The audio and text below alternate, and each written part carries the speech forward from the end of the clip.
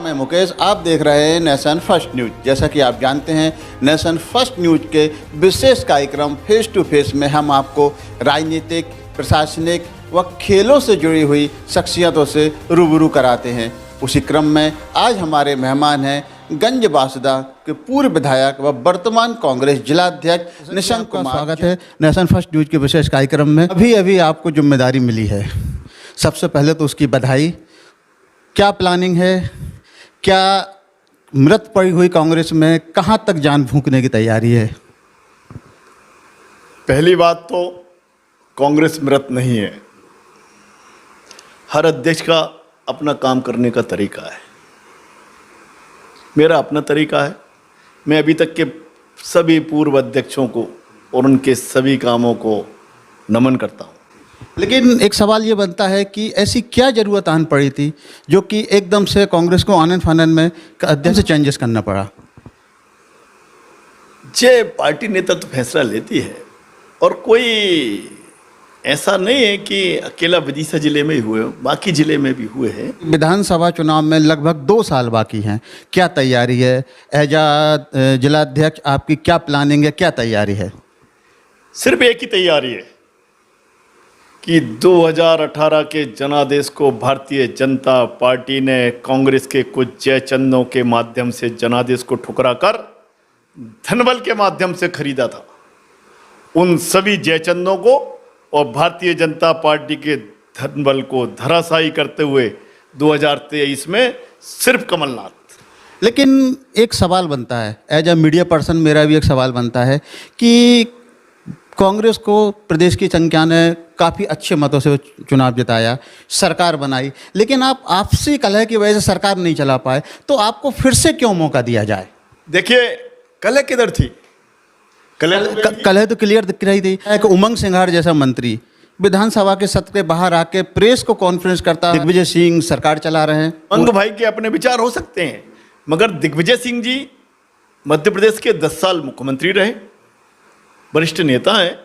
ये मैं आपकी बात से एग्री करता हूं कि बिना दिग्विजय सिंह के मध्य प्रदेश नहीं जीता जा सकता, इसमें कोई शक नहीं है। दिग्विजय सिंह जी सहित कांग्रेस के सभी वरिष्ठ नेताओं से माननीय कमलनाथ जी पहले भी सलाह लेते थे, आज भी सलाह लेते हैं। अब एक क्वेश्चन ये भी बनता है कि आप जिलाध्यक्ष हैं, आपके पास जिले की कमान है, लेकिन आप पे डबल जिम्मेदारी होती है क्योंकि आपको अपना विधानसभा का चुनाव भी लड़ना है। उसको कैसे देखते हैं आप? देखिए मुकेश जी, मैं 24/7 इंटू 365 फुल टाइम जनसेवा के लिए उपलब्ध रहता हूं, और पिछले कई सालों से ये मेरा नियम है। इस बात को लेके कहीं भी कोई डिनाई नहीं कर सकता के लिए उपलब्ध हैं। लेकिन ऐसी क्या परिस्थितियां बनी, आप एकदम जीते हुए कैंडिडेट लग रहे थे, अचानक ऐसा क्या हुआ कि चुनाव आपके विपरीत चला गया? सबसे बड़ा कारण ईवीएम, दूसरा मेरे सहित हमारे सभी कार्यकर्ताओं का अतिरिक्त आत्मविश्वास, तीसरा भारतीय जनता पार्टी और उनके संगठनों ने जगह जगह रूमरें, कहीं पैसे की, कहीं बाकी चीज़ों की, उसको मैं नहीं समझ पाया। लेकिन जो ईवीएम को लेके जो कांग्रेस हमेशा एलिगेशन लगाती रहती है, ईवीएम को लेके हमेशा रोना रोती है, लेकिन जहां जीत जाती है, अभी आपकी कमलनाथ सरकार जीती हुई थी तब आपने ईवीएम को नहीं लगाया। छत्तीसगढ़ में रमन सिंह चुनाव हारे, जो कि दिख रहा था कि रमन सिंह चुनाव जीतने वाले हैं, लेकिन रमन सिंह चुनाव हारे, कांग्रेस जीती, तो वहाँ ईवीएम को लेके आप कोई एलिगेशन नहीं लगाते? देखिए, यदि आप स्टडी करेंगे तो सब चीज़ें कांच के समान स्पष्ट हैं। रमन सिंह जी के विरोध में एक तरफा वेव थी, और भारतीय जनता पार्टी के शीर्ष नेतृत्व ने मध्य प्रदेश, छत्तीसगढ़ बाउंड्री पे हैं हम, बहुमत के बिल्कुल बाउंड्री पे, और ईवीएम इस तरह से सेट की गई कि सरकारें बाउंड्री पे आए और फिर हम धनबल के खेल के माध्यम से जयचंदों को ढूंढें, और वो जयचंदों को ढूंढने में सफल हुए। कांग्रेस एक कोई जनाधार वाला आंदोलन खड़ा नहीं कर पा रही, ना प्रदेश लेवल पे कर पा रही है, ना ही देखा जाए तो अगर पूरा अपन देश के सिनेरियो में बात करें तो कोई ऐसा आंदोलन नहीं कर पा रही है कांग्रेस, जिससे कि पब्लिक को लगे कि हाँ कांग्रेस कहीं ना कहीं हमारे साथ खड़ी हुई है। देखिए, जहाँ तक आंदोलन की बात है, लगातार कांग्रेस आंदोलन कर रही है। अध्यक्ष बनने के बाद हमने विदिशा में महंगाई और किसान और महिलाओं से संबंधित ऐतिहासिक आंदोलन किया। एक बिल्कुल किया, लेकिन बात जहां आती है स्टेट लेवल पे कोई बड़े आंदोलन की बात होती है तो कांग्रेस वहां आपस में बटी हुई समझ में आती है। नहीं, ऐसा नहीं है। भोपाल में हुआ, इंदौर में हुआ, जगह जगह हर जिला मुख्यालयों पे आंदोलन हो रहे हैं। हाँ, ये बात सही है कि प्रदेश व्यापी कोई अभी आंदोलन नहीं हो पाया। उसका कारण है कि यदि कांग्रेस आंदोलन करेगी तो बीजेपी लठ, पानी और केस, कृष्ण करें तो लीला और हम करें तो गुंडागिर्दी, ये वाली कहावत प्रदेश के मुखिया शिवराज सिंह जी के नेतृत्व में प्रदेश की पुलिस और ब्यूरोक्रेसी पूरी ताकत से अपना रही है। मैं आपके चैनल के माध्यम से उनसे कहना चाहता हूं कि ध्यान रखो, जो वाल आप जिस स्पीड में फेंक रहे हो 2023 में उसी स्पीड से वापस आएगी, तब आपसे हिसाब किताब किया जाएगा। कमलनाथ जी को चिंता खुद की पार्टी और आंदोलन की बाद में थी, बाद में है। पहले उन्हें चिंता थी कि इस कोरोना महामारी से हमारी वजह से ना हमारा कोई कार्यकर्ता, ना नेता, ना जनता कोरोना महामारी से बचे, उनको बचाया जाए, वो पहली प्राथमिकता हमारी पार्टी की रही है और आगे भी रहेगी। जैसे कोरोना काल खत्म होगा, पाबंदियां हटेंगी, कांग्रेस माननीय कमलनाथ जी के नेतृत्व में एक बड़ा आंदोलन प्रदेश में करेगी। आपने कमलनाथ जी का नाम लिया तो एक क्वेश्चन बनता है मेरा कि कमलनाथ जी ने अभी एक स्टेटमेंट दिया हुआ था कि हमारे पास भी पेन ड्राइव है ना। अब अगर कमलनाथ जी के पास पेन ड्राइव है तो कमलनाथ जी ने 15 महीने की सरकार में उसको ओपन क्यों नहीं किया? क्या हम क्या माने एज आ वोटर, एज आ जर्नलिस्ट, हम क्या माने कि ऊपर सारी चीज़ें मैनेज हैं? आपके पास पेन ड्राइव थी बट आपने उसको कहीं भी किसी भी तरह का आपने एफआईआर नहीं किया, कोई भी उसको ओपन नहीं किया। देखिए, कमलनाथ जी संविधान में और नियम प्रक्रियाओं में विश्वास रखते हैं, खुद के ऊपर भी लागू करते हैं और सभी से वो अपेक्षा भी करते हैं। मामला सब जुडिस होने की वजह से वो कैसे, यदि किसी के पास कुछ है और कोई न्यायालय मांगता तो निश्चित तौर पर यदि उन पर होगी तो वो उपलब्ध कराएंगे, क्योंकि ये उनसे जुड़ा हुआ मामला है। मेरे से अच्छा बेहतर प्रश्न का जवाब वो ही दे सकते हैं। लॉ एंड ऑर्डर की स्थिति कैसे देखते हैं उसे? देखिए, जो हाल मध्य प्रदेश का है वही हाल विदिशा जिले का है और वही गंजबासुदा का है। आप भाजपा का दुपट्टा डालिए, सट्टे का काम करिए, शराब का काम करिए, रेत का काम करिए, पत्थर का काम करिए, किसी भी तरह के अत्याचार करिए। और भाजपा ने जो एक नई परिपाटी शुरू की है कि कर्मचारियों से वसूली करिए, हर स्तर का कर्मचारी अधिकारी आज वसूली से परेशान है। ये तो आरोप होते हैं, आप सत्ता में होते हैं जब बीजेपी आरोप लगाती है, जब बीजेपी सत्ता में होती है तो कांग्रेस आरोप लगाती है। वक्त आएगा तो हम प्रमाण देंगे, वक्त आएगा तो हम प्रमाण देंगे, अभी वो वक्त नहीं है। राष्ट्रीय नेतृत्व की बात करें कांग्रेस के, तो कांग्रेस एक नेतृत्वहीन टाइप की पार्टी क्यों दिख रही है? एक मतलब एक मजबूत नेतृत्व देखा जाए कि हम लोगों ने इंदिरा गांधी को देखा था, सुना है हमने, देखा तो नहीं है, याद है इंदिरा गांधी को देखा था कि 71 में आयरन लेडी थी, 71 में उन्होंने पाकिस्तान को दो बांग्लादेश बना दिया था। कांग्रेस में एक ऐसे नेतृत्व की कमी है। आपने बड़ी एक सही प्रश्न किया, उसका एक उत्तर मैं स्वाभाविक देता हूं। आपने कहा 1971 बांग्लादेश बना दिया, वही सच्चा राष्ट्रवाद है। लेकिन देश में ऐसा क्या हो गया है कि कांग्रेस कहीं चुनाव ही नहीं जीत पा रही? इतनी सारी कंट्रोवर्सियां चलती हैं, इतना सारा सब कुछ होता है, लेकिन एंड ऑफ द डे लोग बीजेपी को ही चुनते हैं, ऐसा क्यों? देखिए, ये गलत है। कांग्रेस हर जगह मजबूती के साथ चुनाव लड़ रही है और जनता के जनादेश का सम्मान कर रही है, क्योंकि कांग्रेस उन हथकंडों को नहीं अपनाती जिन हथकंडों से भारतीय जनता पार्टी 2 से लेकर जहां तक पहुंची है। कैपेबल नहीं बचा कांग्रेस का नेतृत्व। कांग्रेस का नेतृत्व देश में आदरणीय सोनिया जी और राहुल जी के नेतृत्व में और प्रदेश में माननीय कमलनाथ जी के नेतृत्व में जनता के लिए लगातार संघर्ष कर रहा है और आगे भी करते रहेंगे। लेकिन एक ट्रेंड चल गया है, राहुल गांधी को लोग ट्विटर का नेता मानने लगे हैं, वो ट्वीट ज़्यादा कर रहे हैं, ग्राउंड पे कम दिख रहे हैं। देखिए, मैं आपको थोड़ा पीछे ले जाना चाहता हूँ। यदि राहुल गांधी जी के मन और सोनिया जी के मन में होता कि हमें पद चाहिए, तो 2004 से लेके 2014 तक 10 साल में वो कभी भी प्रधानमंत्री बन जाते। ना तो राहुल जी को कोई तकलीफ थी, ना सोनिया जी को कोई तकलीफ थी।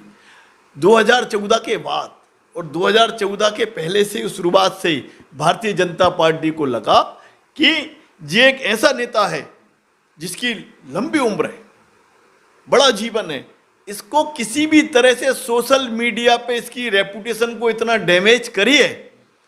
और उसमें मैं कहता हूं उस षड्यंत्र में भाजपा सफल हुई और उनकी छवि खराब की। और वही भाजपा, जब उन्हें लगा कि वही सोशल मीडिया जो उन्होंने षड्यंत्र पूर्वक कांग्रेस को, कांग्रेस की लीडरशिप को बदनाम करने के लिए उपयोग किया था, उसी पे अब तमाम तरह के प्रतिबंध इस देश की सरकार ने लगाए हैं। और इससे बड़ा क्या दुर्भाग्य होगा कि ट्विटर के कहने पर देश के आईटी मिनिस्टर को बदला जाता हो। तो आप समझ सकते हैं कि इन पार्टी की नीति, रीति और विचारधारा क्या हो सकती है। कांग्रेस की कई बातों में ऐसा टाइमिंग को लेकर क्वेश्चन उठता है। जहां पूरा वर्ल्ड तालिबान के संभावित खतरे को देखते हुए तैयारियों में लगा हुआ था, वहीं सोनिया गांधी सर्वदलीय विपक्षी दलों की मीटिंग कर रही हुई थी, 2024 का एजेंडा डिसाइड कर रहे हैं। देश की सरकार की जिम्मेदारी है और नाकाम साबित हुई इस देश की सरकार। हमारी कांग्रेस पार्टी ने उनको आगाह किया था कि जब पूरी दुनिया अपने नागरिकों को निकालने के लिए इंतजार कर रही है, प्लानिंग कर रही है, तब हमारे देश की सरकार इंतजार कर रहे थे कि अब देखते हैं तालिबान क्या करता है। कांग्रेस तालिबान की विरोधी थी, तालिबान की विरोधी है और सभी तरह की आतताई ताकतों का कांग्रेस हमेशा विरोध करती है। मोदी सरकार ने तो सारे अफगान से सारे हिंदुस्तानियों को एयरलिफ्ट कर लिया। मोदी साहब ने नहीं, नाटो की सेनाओं के माध्यम से हुआ है। हम कांग्रेस ने अपना स्टैंड कल भी क्लियर किया, परसों भी किया कि जहां देश हित की बात आएगी वहां कांग्रेस सरकार के साथ रहेगी। कांग्रेस ओछी राजनीति नहीं करती, देश सबसे पहले है, उसके बाद पार्टियां हैं। कांग्रेस जहां भी देश हित की बात आएगी, कांग्रेस सरकार में कोई भी हो उस सरकार के साथ खड़ी दिखेगी। तालिबानी जो अफगानी संकट हुआ है, उसके बाद देश में तमाम जगह देश विरोधी नारे लगे हुए हैं, पाकिस्तान जिंदाबाद, और तालिबान का वेलकम हुआ है। उत्तर प्रदेश के एक सांसद ने और उनके बेटे ने खुले तौर से तालिबान का समर्थन किया है। देश विरोधी बात करता है, डालो जेल में। लेकिन क्वेश्चन तो प्रक्रिया के कानून के तहत कार्रवाई, क्वेश्चन तो यही बनता है ना कि जिस पार्टी के सांसद ने तालिबान का वेलकम किया, कांग्रेस उसको अपने अलायंस में लेने की कर रही है। कांग्रेस का किसी पार्टी से अभी कोई अलायंस नहीं है। मुझे आप बताइए, यदि कोई एक व्यक्ति, एक सांसद कोई गलत काम करता है, चाहे वो मैं भी हूं, तो कानून के तहत आपको कार्रवाई करने से क्यों रोका? मैं बताता हूं कि भाजपा काम जी लेट क्यों करती है। पहले उस 90% मीडिया का उपयोग करते हुए पूरे देश में प्रोपेगेंडा फैलाती है कि सरकार विरोधी इतने कार्यक्रम हैं। कोरोना को लेके क्या किया सरकार ने, भ्रष्टाचार को लेके क्या किया, काले धन को लेके क्या किया, महंगाई को लेके क्या किया, बलात्कार को लेके क्या किया, महिलाओं पर अत्याचार को क्या किया। और पिछले 9 और 10 महीने से देश के किसान धरने पे बैठे हैं, वहां पर सैकड़ों किसानों की मृत्यु हो गई। मीडिया ने क्या किया? किसान का आंदोलन चल रहा है, लगभग 1 साल होने को पूरा आ रहा है, तो कांग्रेस का स्टैंड क्या है? कांग्रेस किसानों के साथ है। कांग्रेस हम दो हमारे दो के साथ नहीं है। लेकिन किसानों के साथ कैसे है कांग्रेस? किसानों के साथ है तो एक आंदोलन उनके साथ क्यों नहीं कर रहे? किसानों के साथ है, कांग्रेस नेता जाके समर्थन कर रहे हैं, मगर कांग्रेस ये चाहती है कि हम आंदोलन का राजनीतिकरण नहीं करना चाहते। लेकिन आप आरोप लगाते कि ये आंदोलन तो कांग्रेस कर रही है। अरे भाई, हम क्यों, हमें राजनीतिकरण नहीं करना। जो 42 संगठन किसानों के उस आंदोलन में लगे हैं, कांग्रेस उस सहित, हमने बासुदा में ट्रैक्टर ट्रैली निकाली, बिल्कुल निकाली। लेकिन बात यही आती है, यहीं फिर से आके रुकती है बात कि कांग्रेस अगर समर्थन कर रही है किसानों के आंदोलन का, तो एक एक दो नेता जाते हैं, बैठते हैं, एक देशव्यापी आंदोलन क्यों नहीं कर रहे? आप उस कांग्रेस उनके समर्थन में एक पूरा देशव्यापी आंदोलन करें ना। जी, मैं आपको थोड़ा सा पीछे ले जाना चाहता हूं। कांग्रेस ने पूरे देश में, किसान कांग्रेस के नेतृत्व में, कांग्रेस की विंग के नेतृत्व में, कांग्रेस ने पूरे देश में ट्रैक्टर रैली निकाल के किसानों को अपना समर्थन दिया। और साथ में मैं आपको याद दिलाना चाहता हूं कि पूरे मध्य प्रदेश से भारत बंद का आह्वान किया, जिसमें गंज बासुदा का भी हमने व्यापारियों के सहयोग से और किसान भाइयों के सहयोग से सफल बंद का आयोजन किया था। किसानों का जो प्रतिनिधिमंडल बार बार मीटिंग करता है केंद्रीय मंत्री कृषि मंत्री से, आखिर क्या इशू पॉइंट, क्या की पॉइंट है वो जो कि सॉर्ट आउट नहीं हो पा रहा? देखिए, इस सरकार को तो झूठ बोलो, देर तक बोलो और फिर चुप हो जाओ, ये आदत पड़ी है। सरकार कहती है कि एमएसपी से कम, मिनिमम प्राइस से कम किसानों का अनाज नहीं खरीदा जाएगा। देश की सरकार ने कहा, कृषि मंत्री जी ने कहा, प्रदेश के मुख्यमंत्री जी तो दिन भर कई तरह की बातें करते ही हैं, उसका नतीजा क्या होता है वो पीछे पलट के देखते नहीं है। ये एक अच्छी आदत है, क्योंकि गंज बासुदा में ही कई सैकड़ों करोड़ की घोषणाएं उनके पालन के इंतजार में भी इंतजार कर रहे हैं कि 2-2 फुट के गड्ढे वाला यदि पेरिस होता होगा तो कभी पेरिस जाके देखेंगे। अब जाके किसान की बात है, एमएसपी, मिनिमम सपोर्ट प्राइस। किसान क्या कहते हैं? किसान सिर्फ 2 बातें कहते हैं कि आप मिनिमम सपोर्ट प्राइस का सदन में बोलते हैं, सरकार बोलती है, तो कानून क्यों नहीं बना देते? 1947 में देश आज़ाद हुआ, उसके बाद इस देश की कितनी दलों की सरकारें रही हों, अटल जी भी रहे, तमाम दलों की सरकारें रही, कृषि हर राज्य का अपना विषय है। संघीय ढांचे में हर राज्य के विषय होते हैं, कृषि, स्वास्थ्य, लाइन ऑर्डर, जल, बहुत सारी चीज़ें हैं जो राज्यों के विषय होते हैं। भारत सरकार ने इनर हैंड पावर का उपयोग करते हुए इस कानून में वो क्लॉज डाला कि देश के कोई भी व्यक्ति, कोई भी उद्योगपति, कोई भी व्यापारी किसान का अनाज मंडी के बाहर खरीद सकता है। यानी इन्होंने मंडी के महत्व को ख़त्म किया। मुकेश जी, जब किसान मंडी में अनाज बेचता है तो पता है उसके भुगतान की गारंटी कौन देती है? उसके भुगतान की गारंटी उस प्रदेश की सरकार मंडी के माध्यम से देती है। कि हर राज्य का मंडी टैक्स है, मंडी टैक्स से जो पैसा आता है वो पैसा व्यापारी देते हैं, किसान नहीं देता, और उस आधार पर हर राज्य में विकास कार्य होते हैं। अब वही किसान उसी का अनाज बाहर यदि मैंने खरीद लिया, किसी व्यापारी ने खरीद लिया, तो मंडी टैक्स बच गया, नंबर 1। नंबर 2, किसान को भुगतान कितने दिन में होगा वो उस कंपनी और व्यापारी के रहम पर निर्भर है। तो कानून तो ऐसा है कि आपने बोला कि किसान आंदोलन का राजनीतिकरण नहीं करना चाह रहे हैं, लेकिन जो किसान नेता हैं टिकैत साहब, वो तो हमेशा बार बार बोलते हैं, कई बार ऑन रिकॉर्ड उन्होंने चैनल के सामने बोल चुके हैं कि 2024 के चुनाव तक हम आंदोलन करेंगे। तो ये तो राजनीति हुई ना? नहीं, ये राजनीति नहीं हुई, ये राजनीति नहीं है। इसको आप इस रूप में क्यों नहीं देखते? इसीलिए तो फिर मीडिया पे आरोप लगते हैं कि मीडिया जिस दिन सफेद कांच लगा लेगी उस दिन मीडिया पे आरोप लगना बंद हो जाएंगे। आपने टिकैत जी पे आरोप लगाया कि 2024 में, ये आरोप नहीं है, टिकैत जी का वर्जन है। क्यों कहा? बार बार कहा और उन्होंने सही कहा। आप बताइए, आप पूरे किसानों को मिटाने पे तुले हो, उनकी जनरेशन को मिटाने पे तुले हो, तो जो पार्टी किसानों की जनरेशन को मिटाएगी तो क्या किसान उसका माला पहना के स्वागत करेगा? प्रजातंत्र में हमारे पास अधिकार क्या है? और वही टिकैत उस दिन अच्छे लग रहे थे जिस दिन आपके समर्थन में पश्चिमी उत्तर प्रदेश में रैलियां और वोट मांगते फिरते रहे थे भारतीय जनता पार्टी को। उस दिन तो वो सब थी। जिस दिन महबूबा मुफ्ती आपकी सरकार बनवाए तो वो तो हो गई राष्ट्रभक्त, उसके बाद हो गई देशद्रोही। यही भारतीय जनता पार्टी का चाल चरित्र चेहरा। देश चुनावी मोड में जा रहा है, यूपी का चुनाव है, कांग्रेस को कहाँ देखते हैं आप? कांग्रेस लगातार, हमारी वहाँ नेता प्रियंका गांधी जी लगातार पूरी यूपी में मेहनत कर रही हैं। लेकिन एक क्वेश्चन वहाँ ही बनता है कि ऐसा नहीं लगता कि राहुल गांधी और प्रियंका गांधी फ्रंट पे आने से डरते हैं? क्योंकि अगर यूपी में सिंपैथी चाहिए, यूपी में आपको जनाधार चाहिए, तो क्यों ना प्रियंका गांधी को as a chief minister project कर दिया जाए? फिर आप कहोगे परिवारवाद।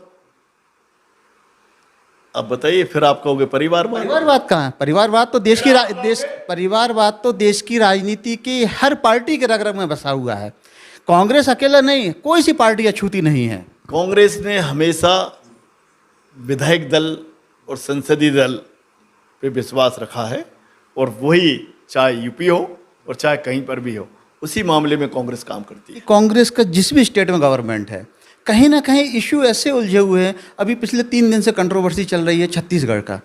बार बार भूपेश बघेल दिल्ली जाते हैं। अभी फिर से न्यूज आया कि भूपेश बघेल मॉर्निंग में दिल्ली जा रहे हैं। ढाई साल की गवर्नमेंट चलाने की प्लानिंग चल रही है। तो क्या कंट्रोवर्सी है, क्या है? कांग्रेस आखिर गवर्नमेंट चला क्यों नहीं पा रही है? देखिए, भूपेश बघेल जी के नेतृत्व में, राष्ट्रीय नेतृत्व के निर्देश पर पूरे छत्तीसगढ़ में विकास के तमाम कार्य चल रहे हैं। उन्हीं से परेशान होके ये भारतीय जनता पार्टी का प्रोपगंडा है ढाई साल। ये एक उदाहरण। दूसरा उदाहरण पंजाब में देखा जाए तो पंजाब में भी यही कहानी चल रही है। पंजाब तो मामला सॉर्ट आउट हो गया। वहाँ के प्रभारी जी हरीश रावत जी का कल ही रात को स्टेटमेंट में देख रहा था। बिल्कुल, स्टेटमेंट हरीश रावत जी का स्टेटमेंट आया था कि सोनिया गांधी ने हरी झंडी दी है कि कैप्टन साहब के ही नेतृत्व में दूसरा चुनाव लड़ा जाएगा। लेकिन कल रात से विधायकों का जाना शुरू हो रहा है। देखिए, इसी को तो प्रजातंत्र कहते हैं। इसी का नाम प्रजातंत्र है कि घर में सबको बोलने की आदत। अपने प्रदेश एमपी की तरफ आते हैं। एमपी में जो करंट में सरकार चल रही है, आपकी नज़र में आप कितने पॉइंट देते हैं? पॉइंट? ये तो उधार को लेके घी पीने वाली सरकार है कि कितना उधार ले सकते हो, कितना घी पी सकते हो। इसके अलावा इस सरकार का काम ही क्या है? डेवलपमेंट बंद। क्या हो रहा है डेवलपमेंट के नाम पे? कांग्रेसियों पे झूठे मुकदमे लायद करो, जनता की जो लड़ाई लड़े उसको कोरोना का डर दिखा के दबाओ। सिंधिया जी यदि जन आशीर्वाद यात्रा करते हैं तो वो तो है राष्ट्रभक्ति। और यदि कांग्रेस के लोग मौन आंदोलन किस बात के लिए करते हैं कि हमें धार्मिक कार्यक्रमों की अनुमति दे दो, उस पर लाठीचार्ज। ये राजनीतिक इशू हो गया। लेकिन अगर पब्लिक से जुड़ा हुआ बात करें, एक रोजगार की समस्या बहुत जोर से है। रोजगार को लेके देखने में आ रहा है कि दोनों पार्टियां सीरियस नहीं हैं। 15 साल शिवराज सिंह सरकार रही, कांग्रेस ने ऐसा कोई भी आंदोलन नहीं किया जो रोजगार को लेके हो। यारा के बाद से टीचर्स की भर्ती सबसे ज़्यादा नंबर में जो वैकेंसी निकलती है वो टीचर्स की रहती है। टीचर की भर्ती नहीं हुई। क्या ऐसा कारण रहा कि कांग्रेस ने सदन के बाहर और सदन के भीतर इस मुद्दे को उतनी गर्मजोशी से नहीं उठाया जिस तरीके से उठाना चाहिए था? देखिए, मैंने आपसे पूर्व में भी कहा था कि कांग्रेस ने हमेशा नौजवानों की, और हमारे नेता कमलनाथ जी ने हमेशा नौजवानों के रोजगार की वो बात करते हैं। लेकिन मैं आपकी बात से सहमत नहीं हूँ। बात करना, मन में पीड़ा एक सेकेंडरी है।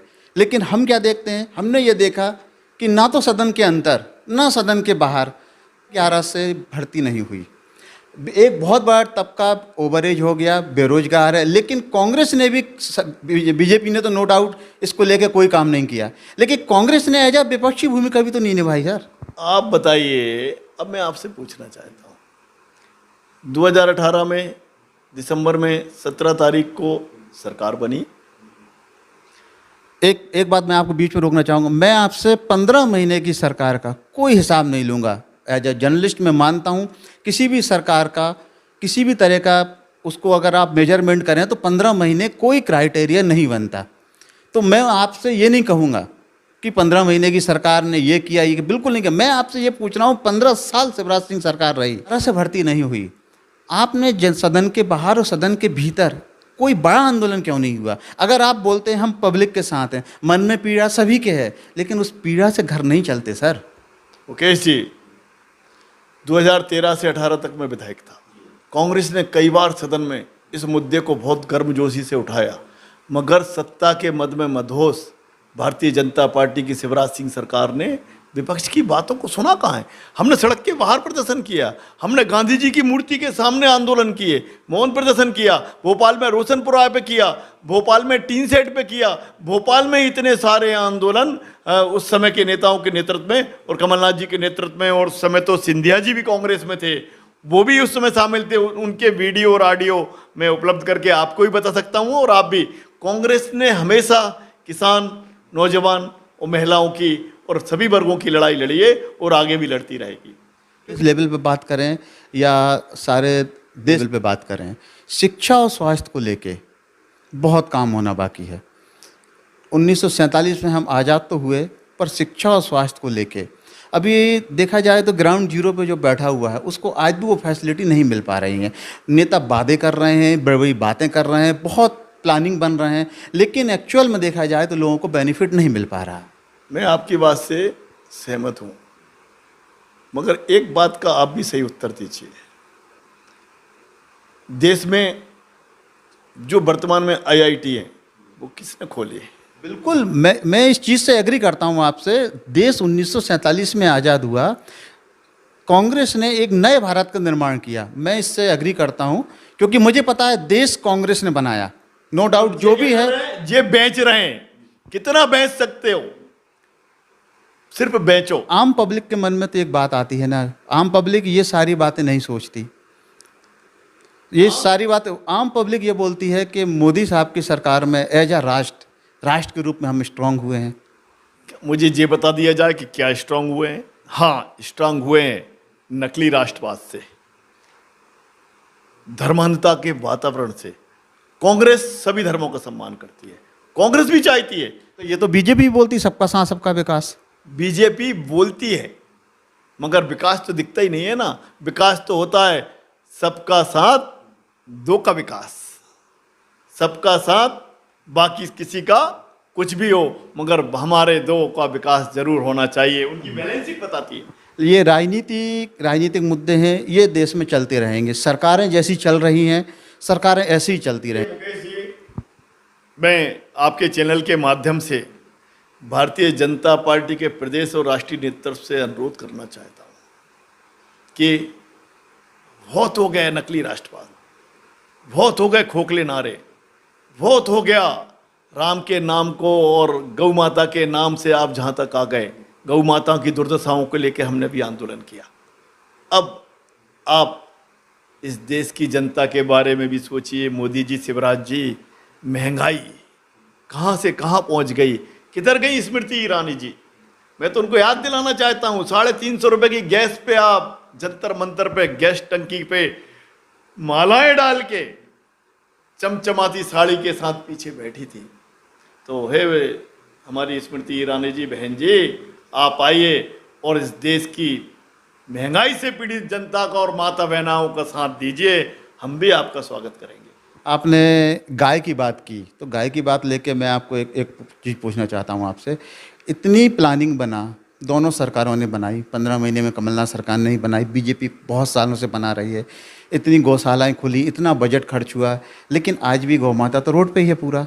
आप देखिए, मैं आपकी बात से सहमत नहीं हूं। इन्होंने नकलीपन से प्लानिंग बनाई। इनकी कथनी और करनी में अंतर की वजह से गौ माता की दुर्दशा हुई। कमलनाथ जी ने मन से प्लानिंग बनाई और उसका मूर्त रूप दिया। मैं आपको बताता हूं, 2018 में सरकार बनने के बाद 3 सितंबर 2018 को चुनाव के पहले माननीय कमलनाथ जी इसी गंज वासुदा में नेहरू चौक से घोषणा करके गए थे। मैंने उनसे प्रार्थना की थी, तो उन्होंने घोषणा की कि यदि हम सरकार में आएंगे तो हर पंचायत में एक गौशाला बनाएंगे। मैं तो कमलनाथ जी को धन्यवाद, साधुवाद और प्रणाम करते हुए कहना चाहता हूं कि आपने गौ माता की करुण पुकार सुनी और पहले चरण में प्रत्येक विकास खंड में, मध्य प्रदेश के 350 के ऊपर के विकास खंड में 343 के करीब विकास खंड है, उनमें पहले वित्तीय वर्ष में हर जनपद पंचायत विकास खंड में 10 गौशालाएं दी। उन गौशालाओं में एक पंचायत को 35 लाख रुपए की राशि प्रथम चरण में, और उसके बाद जितनी भी दे सकते हैं। 7 बीघा जमीन उनके टीन सेट के लिए, फर्शी उसके सीसी के लिए, गोमूत्र की नाली के लिए, सबके लिए एक प्लान तैयार हुआ और ड्राइंग के साथ माननीय कमलनाथ जी ने 10 पंचायतों को 10 गौशाला दी। और उसके बाद 17 रुपये 35 पैसे के प्रति मान से प्रतिदिन प्रति गौ माता भोजन के लिए राशि दी। दूसरे वित्तीय वर्ष में भी दिए। इसके बाद हमारी सरकार चली गई। भारतीय जनता पार्टी तो 2 से लेकर और मध्य प्रदेश में विपक्ष से लेकर सत्ता में 15 साल, इन्हें गौ माता में यदि आस्था होती चुनाव के अलावा, तो इन्हें कौन ने रोका था गौशाला बनाने में? एक्चुअल में गाय के नाम पर राजनीति बहुत हो रही है। राजनीति वो करते हैं, एक कांग्रेस काम हाँ, करती है। राजनीति बहुत हो रही है लेकिन आम पब्लिक बहुत परेशान है। गौ माता सारी रोड पे बैठी हुई है। कांग्रेस ने तो गौशालाएं बनाई, इनके राज में तो गौशालाएं खाली पड़ी हैं। मैंने जब सरपंचों से पूछा कि आप गौशालाओं में गौ माता को क्यों नहीं रखते, अभी 19 तारीख को जब हमने जनपद में गौ माताओं को ले जाके भरा पूरे जिले में, पूरे कार्यकर्ता साथियों के सहयोग से, तो मुझे सरपंचों ने कहा कि भाई साहब 6 महीने से गौ माता की राशि का प्रदेश सरकार ने एक पैसा भी आवंटित नहीं दिया। यदि अंदर रखेंगे तो वो भूखी रहेगी, बाहर रहेगी तो कहीं ना कहीं कुछ खा लेगी, तो ये गौ माता की बद्दुआ इस सरकार को सड़क पे ला के रख देगी। मुकेश जी 2023 का तो आप आने दीजिए। प्रदेशवासियों ये क्या मैसेज देना चाहिए? प्रदेशवासी और गंजबासुदा वासियों को आपके चैनल के माध्यम से मैं कहता हूं कि जनप्रतिनिधि, चाहे वो पार्षद हो, नगरपालिका अध्यक्ष हो, विधायक हो, सांसद हो, जो 4-5 लाख से जीत के जाते हैं और कभी आते ही नहीं, पंच से लेके जिला पंचायत अध्यक्ष, किसी भी स्तर का जनप्रतिनिधि हो, उसके कामों का, उसके कैरेक्टर का, कि क्या वो अधिकारी कर्मचारियों से महीने लेता है, क्या ऊपर की मंजिल से आंदोलनरत जनता को भगा देता है, क्या वो सांसद जो 4-5 लाख से जीत के जाते हैं कभी जनता के सुख दुख में खड़े हैं, क्या आए और रेस्ट हाउस में पत्रकार वार्ता बुलाई और कुछ लग के पंजे दिए और साल 2 साल के लिए बेफिक्र। जब तक आप इन नेताओं से, चाहे वो मैं खुद भी हूँ, चाहे वो किसी भी वर्ग का हो, किसी भी पार्टी का हो, उनसे आप सवाल जवाब नहीं करेंगे, उनका मूल्यांकन नहीं करेंगे, और मूल्यांकन करने के बाद जब तक आप उनका सपोर्ट या विरोध नहीं करेंगे तब तक व्यवस्थाएं सुधरेंगी नहीं। क्योंकि पांच ऐसे काम जो आप विधायक रहते हुए नहीं कर पाए, या भविष्य में अगर आप विधायक बनते हैं, आपकी सरकार आती है, आप क्या 5 ऐसे काम हैं जो करना चाहेंगे? मैं 2018 का चुनाव लड़ रहा था। आप समझ सकते हैं कि विपक्ष के विधायक के नाते मुझे नहीं है याद कि अभी तक किसी विधायक ने, विपक्ष के ने, अपने कामों की पुस्तिका जारी की हो।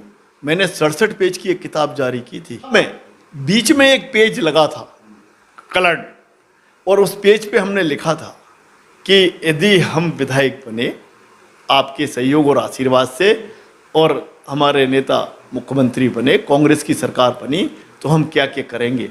तो मैंने सबसे ऊपर लिखा था कि हम विदिशा गंजबासुदा को जिला बनाएंगे।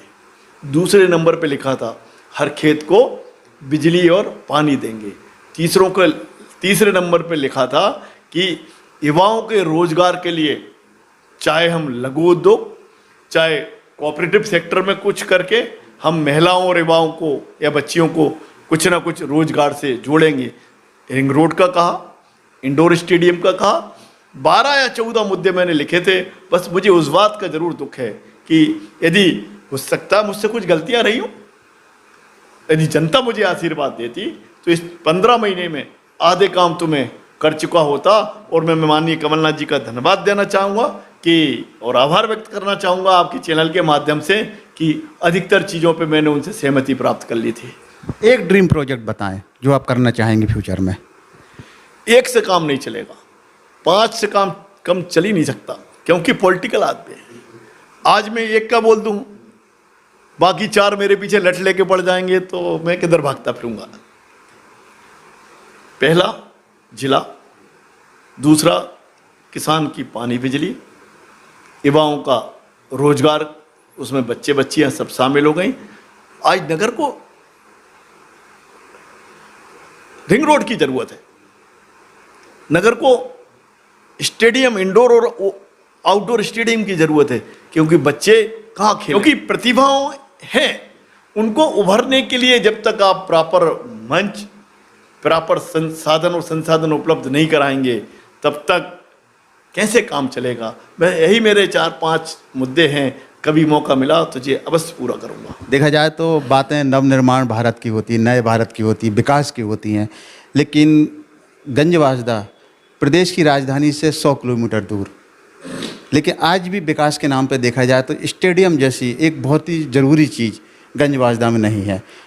आपका फ्यूचर का प्लान है स्टेडियम का। फेस टू फेस कार्यक्रम में आज हमारे मेहमान थे पूर्व विधायक व वर्तमान कांग्रेस जिलाध्यक्ष निशंक कुमार जैन, जिन्होंने बड़ी ही बेबाकी से अपने ही अंदाज में सारे सवालों के जवाब दिए। अगर आपको वीडियो पसंद आए तो प्लीज़ चैनल को सब्सक्राइब कीजिए। ऐसे ही किसी शख्सियत के साथ हम फिर मिलेंगे, तब तक मुझे इजाज़त दीजिए। नमस्कार।